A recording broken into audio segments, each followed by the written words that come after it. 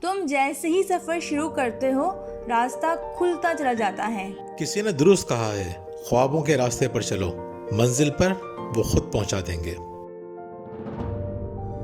تمہیں پروں کے ساتھ پیدا کیا گیا تھا تو تم رینگنے پہ اکتفا کیوں کرتے ہو؟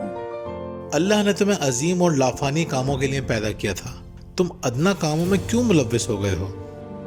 اپنا دل اس وقت تک توڑتے رہو جب تک یہ کھل نہیں جاتا۔ جب تک دل نہ ٹوٹے، تکالیف زندگی میں نہ آئیں، اپنے دل میں چھپے ہوئے خزانے کا ادراک نہیں کر سکتے۔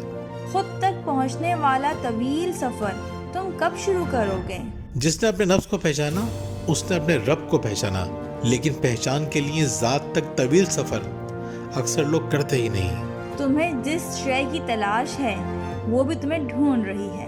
انسان جب کسی شے کی شدت سے خواہش کرتا ہے تو وہ شے خود اس شخص کے پاس آنے کے لیے مچلتی ہے، بس درست راستہ ملنے کی دیر ہے۔ تم سمندر کا قطرہ نہیں ہو، تم تو قطرے میں پورا سمندر ہو۔ اللہ نے تمہیں تسخیر کائنات کی طاقت دے کر دنیا میں بھیجا ہے، خود کو حقیر مت جانو۔ زخم ہی وہ راستہ ہے جہاں سے روشنی داخل ہوتی ہے۔ جب ہمیں تکلیف پہنچتی ہے تو سب سے پہلے ہماری انا ٹوٹتی ہے، جس کے نتیجے میں ہم خدا کے قریب ہو جاتے ہیں، اور پھر روشنی ہمارے دل میں داخل ہو جاتی ہے۔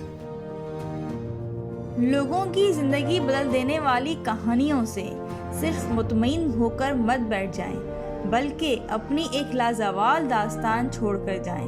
دوسروں کی کامیابیوں کی مثالیں دیتے ہوئے ہم یہ بھول جاتے ہیں کہ ہم دنیا میں عظیم لوگوں کی کہانیوں سے متاثر ہونے کے لیے نہیں، اپنی ناقابل یقین کہانی چھوڑنے کے لیے پیدا ہوئے ہیں۔ جس لمحے آپ زندگی میں آنے والی پریشانیاں قبول کر لیتے ہیں، دروازہ کھل جاتا ہے۔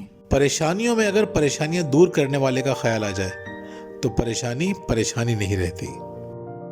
جو راستہ تمہارا تزکیہ کرے درست راستہ ہے، تمہیں وہ راستہ میں نہیں دکھا سکتا۔ جس راستے پر چلتے ہوئے تم خدا تک پہنچ جاؤ وہی درست راستہ ہے۔ درست راستہ خدا تک پہنچا دیتا ہے۔ جو حیرت کدے ہم باہر ڈھونڈتے ہیں وہ ہمارے اندر ہیں۔ ہم اگر من میں ڈوب کر اپنا جائزہ لیں تو حیران رہ جائیں گے کہ اللہ نے کتنا عظیم شاہکار تخلیق کیا ہے۔ اسی لیے اپنی ذات میں غور و فکر کرنے والے کو قرآن آیات انفسی کہتا ہے۔ شکر گزاری تمہیں وہاں لے جائے گی جہاں محبوب رہتے ہیں۔ شکوہ شکایت انسان کی شخصیت کے وہ بدنما داغ ہیں جو اسے اللہ سے ہی نہیں اس کے بندوں سے بھی دور کر دیتے ہیں۔ شکر گزار اللہ کے محبوب بندوں میں شامل ہو جاتا ہے۔ تنہا محسوس مت کرو، تمام کائنات تو تمہارے اندر ہے۔ خود کو تنہا سمجھنا ایک دھوکہ ہے۔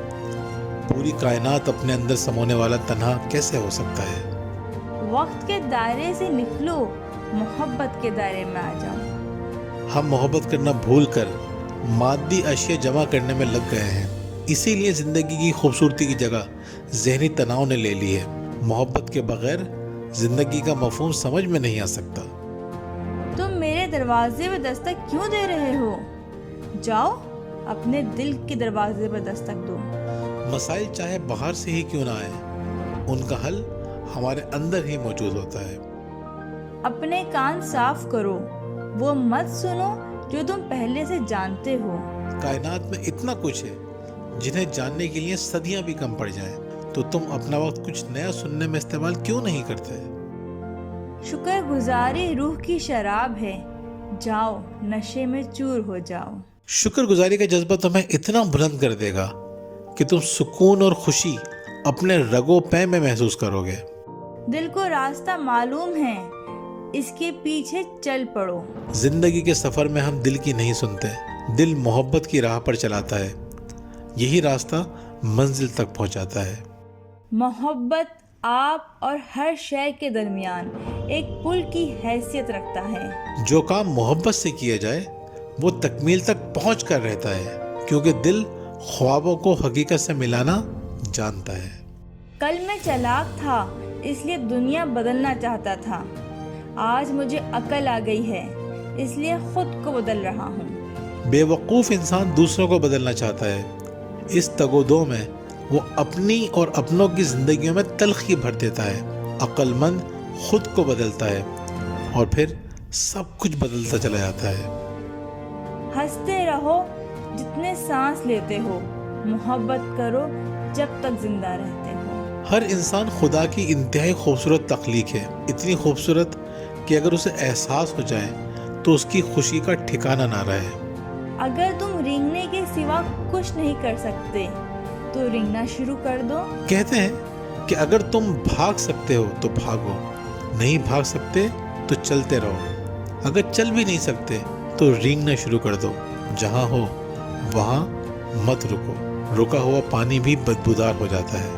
کیا تم خود سے باقاعدگی سے ملاقات کرتے ہو؟ اب شروع کر دو۔ دن بھر میں سب سے اہم ملاقات اپنے آپ سے ہے۔ یہ ملاقات آپ میڈیٹیشن کے ذریعے، افرمیشن کے ذریعے، دعا کے ذریعے یا پوری توجہ سے کی گئی عبادت کے ذریعے کر سکتے ہیں۔ ہمیشہ قائم رہنے والی اگر کوئی خوبصورتی ہے تو وہ دل کی خوبصورتی ہے۔ دل اللہ کا گھر ہے۔ اگر کائنات کی عظیم ترین ہستی کا گھر خوبصورتی سے نہ سجا سکے تو باقی کسی خوبصورتی کی اہمیت نہیں رہتی۔ پوری کائنات صرف ایک انسان کے اندر بستی ہے اور وہ انسان آپ ہیں۔ آپ کی کائنات آپ کے دم سے زندہ ہے۔ جس دن آپ کا خاتمہ ہوگا آپ کی کائنات بھی فنا ہو جائے گی۔ خوش نصیب ہے وہ شخص جسے اپنی خامیاں خود نظر آ جائیں۔ جب تک ہمیں اپنی خامیاں نظر نہیں آئیں گی ہم انہیں دور کر کے اللہ کے محبوب بندے نہیں بن سکتے۔ اپنی خامیاں خود نظر آ جائیں بڑی خوش نصیبی کی بات ہے۔ تم قید خانے میں کیوں رہ رہے ہو جبکہ دروازہ تو پورا کھلا ہوا ہے؟ اپنے خوف کی وجہ سے ہم آزاد ہوا میں اڑنے کے بجائے قید خانے میں گھٹ گھٹ کر زندگی گزارتے ہیں۔ جب تمہیں احساس ہو جائے گا کہ تم کتنے خوبصورت ہو تو خود کو پوجنا شروع کر دو گے۔ ہر انسان خدا کی انتہائی خوبصورت تخلیق ہے، اتنی خوبصورت کہ اگر اسے احساس ہو جائے تو اس کی خوشی کا ٹھکانہ نہ رہے۔